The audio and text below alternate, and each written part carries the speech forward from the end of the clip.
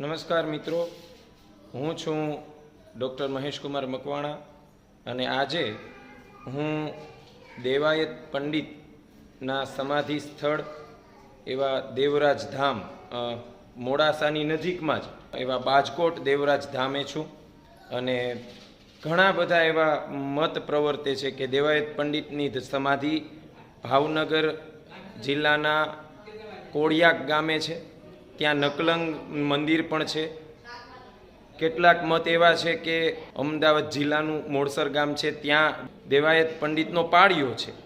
એટલે એવું પણ મત પ્રવર્તે છે કે વંથલી છે, ત્યાં દેવાયત પંડિતે ગંગાનાથ મહાદેવનું જે મંદિર છે ત્યાં એમણે સાધના કરેલી છે.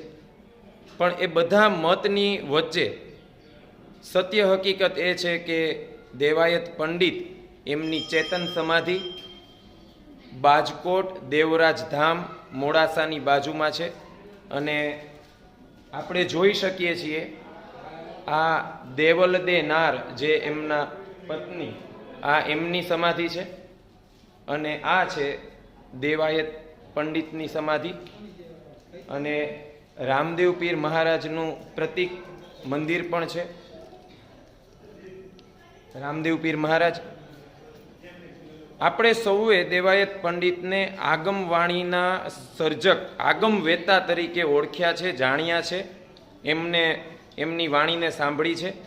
દેવાયત પંડિત દાડા દાખવે તમે સુણી લ્યો દેવલદે નાર, આપણા ગુરુએ આગમ ભાખ્યા એ જૂઠડા નહીં રે લગાર.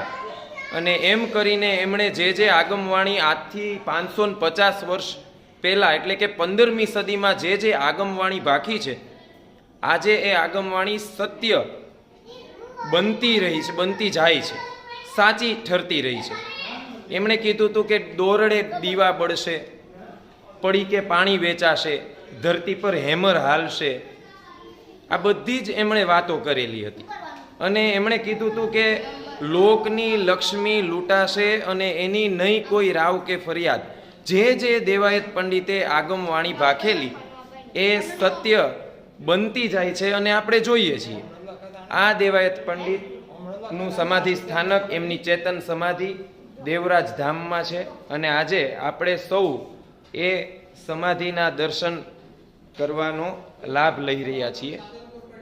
હજારો લાખો માણસો દેવરાજ ધામ દેવાયત પંડિતની સમાધિના દર્શન કરવા આવે છે અને અહીંયા ઉત્સવ થાય છે, મેળાવડા થાય છે. દેવાયત પંડિતે અહીંયા સૌરવ મંડપ પણ કરેલો હતો. એટલે આગમવાણીના વેતા એવા દેવાયત પંડિતને આપણા કોટી કોટી વંદન. ધન્યવાદ.